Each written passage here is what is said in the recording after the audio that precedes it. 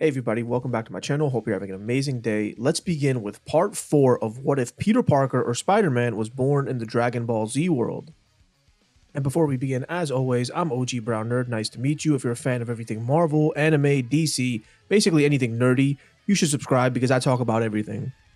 With the Earth safe, Peter and Goku focus on reviving the Z Fighters, but they have to wait months to bring everybody back. First they gotta bring back the planet Namek, then they gotta bring back the Z Fighters. And in the months waiting for the Dragon Balls, future Trunks arrives. Trunks lands in the outskirts of West City and he's confused. What the hell? Where's King Cold? Where's Frieza? They should be here already. He should sense them at least. Peter was in the city swinging around saving lives with his powers when he sensed this weird energy spike. His key sense flared and he swung over to Capsule Corp. Goku, Vegeta, and Raditz were using the gravity chamber and Goku's been training harder than ever since the death of Gohan and his power exploding as a Super Saiyan. Raditz and Vegeta want to attain this form from themselves, and Vegeta's motivations are purely selfish in this scenario at this point. Knowing that Kakarot is a Super Saiyan and he's not just pisses him off, much like Canon. And also like Canon, he ends up hooking up with Bulma, being attracted to her fiery spirit. Peter enters the chamber and asks if they sense that massive power, and they all nod as they decide to fly off and go see what's happening. When they arrive, all they see is Trunks looking around confused, but Trunks looks at them shocked. Wait, Goku's on Earth already? His eyes widen when he sees Peter and he rushes over hugging him. And Peter, never being one to shut down a free hug, hugs him back before asking who Trunks is. Trunks wipes a tear from his eye and he begins explaining about his future, how he came back in time to stop the androids that ruined it. Peter, Gohan, and Trunks were the last line of defense left, and Peter helped Bulma build the time machine, but the androids attacked before he could fly away. Peter was fighting them 2-on-1 before Trunks left, and he was going to return back to that exact moment in time to help out. He sheds a tear as he said he already failed Gohan, and he's not going to fail everyone. He's the only hope for his future. Just then, they sense a massive evil energy on the way to Earth. Frieza? But it can't be. The Saiyans and Peter are all ready themselves, but Trunks says this isn't how it's supposed to go down. Frieza's energy is way higher than he expected and much more evil.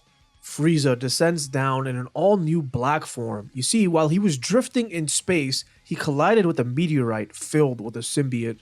The creature bound itself to Frieza, healing his wounds and amplifying his power to a completely different level. Frieza launches a black ki blast infused with the symbiote's tendrils as he captures Peter first. Trunks goes Super Saiyan and Goku joins him as the two begin an all-out attack on Black Frieza. Vegeta and Raditz, not wanting to be outdone, begin charging their ki, trying their hardest to get that back tingling that'll help them ascend into Super Saiyan. Symbiote Frieza is an absolute menace and he has no discernible blind spots. The symbiote blocks attacks from anywhere, even if Frieza can't see. He lands a massive gut punch on Goku, temporarily knocking him out of Super Saiyan. Goku collapses to his knees, but his rage is still unstoppable. Frieza killed his son, he killed his friends, and now it's time to pay. Goku powers up to a different level as him and Trunks begin trying their best to hold off Frieza. Peter manages to break free and jumps in, webbing Frieza's face, but that won't work anymore because Frieza doesn't need his eyes to see. He begins easily fighting the three of them, the symbiote moving his body out of harm's way and deflecting attacks. He shoots his own version of webbing right at Peter. He's downright a menace. Raditz and Vegeta begin raging as they push their bodies, their screams echoing loud, amplified by their ki. They're digging deep, finding the reserves of power they need to ascend into Super Saiyans. Each agonizing scream, a testament to their unyielding will. Peter gets knocked behind him, and as Frieza lunges in, he suddenly freezes, holding his ears. The noise, the yelling, it's hurting him? The symbiote reacts violently to the noise, lashing out, and Peter quickly tells Goku and Trunks to surround him and yell as they amp their power up. The Saiyans surround Frieza as they all begin roaring in his face. Their voices boom as it's amplified by their ki, surrounding Frieza and weakening him slowly but surely. The symbiote begins separating from Frieza and the four Saiyans continue screaming at the top of their lungs, their energy pouring out, vibrating the earth itself. Peter webs onto Frieza, yanking him away from the symbiote as the black goo falls and quickly crawls away, vanishing for its own survival. Trunks then proceeds to make sushi out of Frieza before all the Saiyans blast him into Earth's hell. The symbiote has escaped, but Peter theorizes it'll probably need a host or it'll die. But what Peter doesn't know is now that the symbiote has absorbed Frieza's DNA, whoever bonds with it next will be even more powerful. Vegeta and Raditz flicker through the Super Saiyan form, but they just aren't able to transform just yet. They collapse on their knees as Trunks tells them that he will help them train to master the form.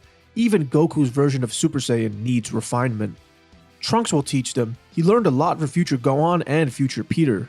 You see, because after he became a Super Saiyan, future Peter ran tests on him to help him get stronger because he was the last Saiyan left. And the first lesson they realized is that the power comes in response to a need, not a desire. Peter called it adaptive evolution.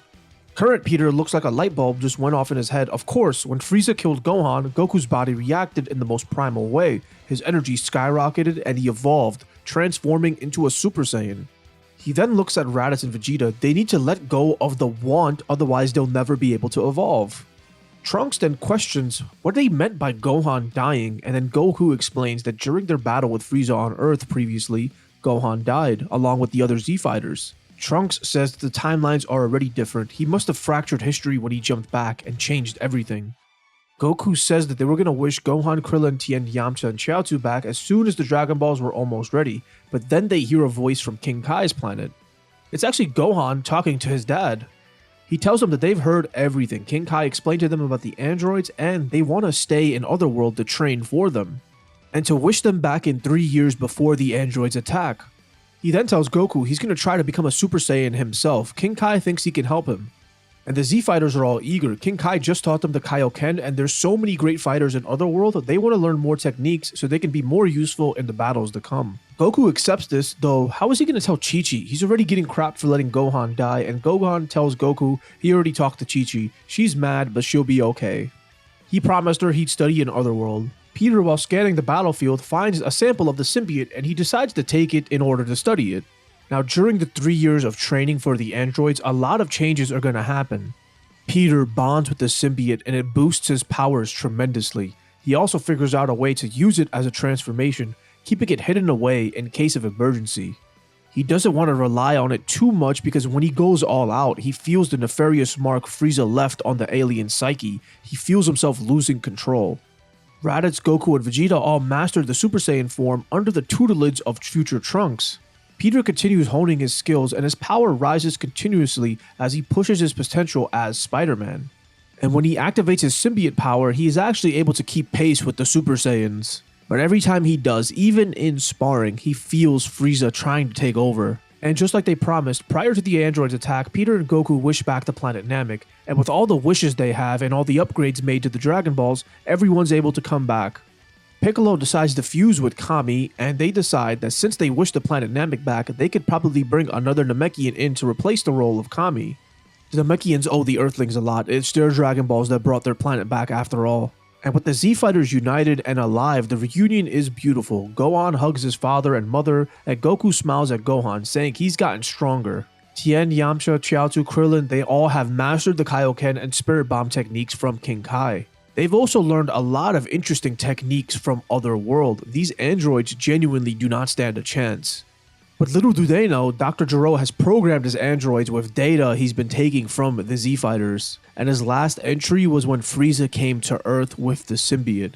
And all these timeline and time travel shenanigans have resulted in Gero creating the ultimate organism. Project Cell is going to be the culmination of Gero's life's work, and it's going to include DNA from everybody.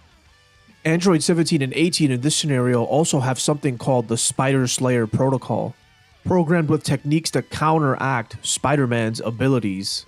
Now, the Android Saga begins next episode, but what do you guys think so far? How do you like this scenario? Let me know what you guys think in the comments down below, and don't forget to hit subscribe for more. Peace. And if you'd like any story points you'd like me to hit in this scenario, Spider-Man lore, anything, just comment below. I'm going to try to add it into the script.